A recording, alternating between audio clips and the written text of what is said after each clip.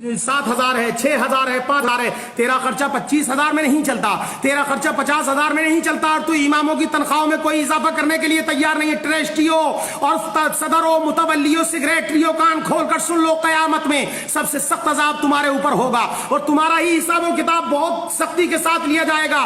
तुम्हारी जिंदगी तुम्हारा जो है बहुत सख्ती के साथ तुम्हारा हिसाब किताब होगा, क्योंकि तुमने इमामों के गले दबा कर रखे हैं। तुम्हारा इमाम मस्जिद में है, तू रात के 12 बजे बुलाए तो तेरा इमाम आता है, अगर तू बच्चे के कान में अजान पढ़वाए तो तेरा इमाम आता है, अगर तू तेल पड़ने के लिए कहे तो तेरा इमाम आता है। तुम्हारे इमाम तुम्हारे घरों की सारी चीजें देखभाल भी कर रहे हैं, बच्चों को भी, और नमाजें अजानें भी पढ़ रहे हैं, और उनकी तनख्वाह 3,000 से 4 लेता है। जरा खबरदार हो जा, इमाम से जो है मोहब्बतें करो, और वो जो शायरों और जो तमाम लोगों को जो तुम पैसा दे रहे हो उस पैसे को देना बंद करो, इमामों की तनख्वाहों में इजाफा करो, और जलसे करने के लिए फ्री के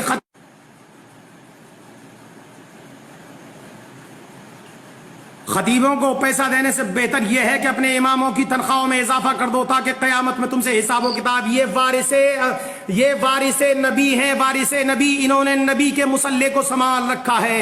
ये मुसल्ले जो है नबी के मुसल्ले पर बैठे हुए हैं, इन्होंने मस्जिदों को संभाल रखा है, दीन के काम को कर रखा है। अगर ये हाफिज कुरान और ये तुम्हारी मस्जिदों के इमाम ना होते तो तेरी मस्जिद में अजान कौन पढ़ता, तेरी मस्जिद में लाइटें कौन जलाता, तेरी मस्जिद में जो है रोशनी कौन करता, ये सारे कामों काज कौन करता? मुझे जरा बता, तेरा जनाजा कौन पढ़ाता, तेरे बच्चे को बिस्मिल्लाह खानी कौन कराता, और ये तेरी फातिहा खानी कौन करता, तेरे लिए कुरान कौन पढ़ता? जरा बता, अंदाजा लगा और सोच। इमामों का गला घोटने से बेहतर यह है साइकिल इमाम खरीद ले तो तुम कफे अफसोस हाथ मलते हो, और जो पूरी दुनिया के लोगों, तुम एयर कंडीशन में रहते हो तो इमाम बेचारा कुछ नहीं कहता, तुम जो है तमाम बड़े बड़े कमरे और कोठियां और बंगले खरीदते हो, तुमसे इमाम कुछ नहीं कहता, और मगर तुम जब कोई इमाम छोटी सी झुग्गी और झोंपड़ी खरीद लेता है तो फजीता करना शुरू कर देते हो। जगह जगह चुगली के अड्डे खोल रखे हैं तुमने, इमामों की बुराइयां करने पे लगे हुए। 1,000 नेकियां करता है इमाम, 1,000 अच्छे काम करे, अगर कोई गलती हो जाए उससे तो तुम पकड़ लेते हो। सुनो जालिमो, डाका उन दुकानों में पड़ता है जिनमें माल होता है, जिनमें हीरे और जवाहरात होते हैं, जिनके अंदर दौलत होती है, उन दुकानों में चोरी होती है। जिन मकानों में कुछ नहीं होता, जिन दुकानों में कुछ नहीं होता, उनमें चोरी नहीं होती। इससे पता यह चलता है कि इमाम बैका इसलिए था कि उसके पास ईमान की दौलत थी, शैतान उसका इसलिए पीछा कर रहा था। तेरा पीछा क्या करता? तू तो खुद ही शैतान है, तेरा पीछा क्या करेगा शैतान? तो इमाम का पीछा इसलिए किया कि उसके पास दौलत ईमान था, वो कौम का पेशवा था। जालिमों, इन इमामों के साथ बदतमीजियां करना बंद कर दो। जब तक कोई कौम बुलंदी तक नहीं पहुंचती, जब तक कि अपने पेशवाओं की इज्जत नहीं करती।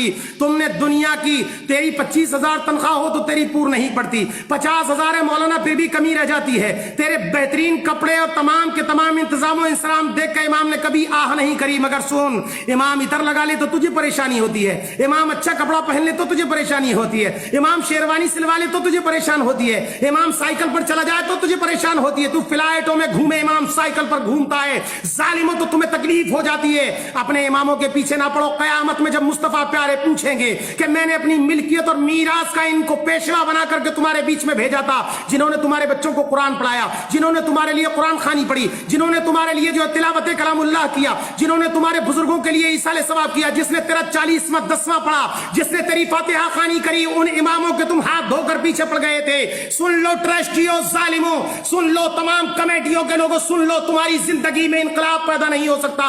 तुम अपने घरों के खर्चे मस्जिदों और मदरसों के चंदों से चलाते हो, और उसके बावजूद इमाम अगर तुम्हारी पोल पट्टी खोल दे तो इमामों के हाथ धोकर पीछे पड़ जाते हो, तरह तरह के इल्जामात लगाते हो, ऐब लगाते हो इमामों पर, और लगाने के बाद उन्हें मस्जिदों से निकाल देते हो। कोई कहता है 5 साल हो गए इमाम साहब को, जल्दी निकालो, और कोई पूछे जनाब इन्होंने गलती क्या की, बोले नहीं, इमाम को ज्यादा दिन नहीं रहने देना चाहिए, इनके ताल्लुकात बहुत अच्छे बन गए हैं। पता ये चला कि इमाम ज्यादा दिन रहेगा तो तेरी सारी खबर रखेगा। तू कितना पैसा मदरसे मस्जिद का खाता है उसकी उसको खबर होगी, तू मस्जिद के कितने माल को दबाता है उसको खबर होगी, तेरी पोल खोल देगा वो इमाम। इसलिए तू उन इमामों की मुखालिफत में लग गया। जल्दी करो, इसको ऐसा ना हो कि हमारे राज खुल जाए, हमारी पोल पट्टी खुल जाए, ہماری زندگی جو ہے غرق ہو جائے اور لوگوں میں ہماری جوتیوں دال بٹنے لگ جائے، اس لیے اماموں کے پیچھے پڑتے ہو ظالموں۔ اماموں کی تنخواہ بڑھاؤ، بڑے بڑے خطیب آتے ہیں، شعراء آتے ہیں، بڑے بڑے 25-25 ہزار لے کر جاتے ہیں اور تم ایک ایک رات میں دے دیتے ہو۔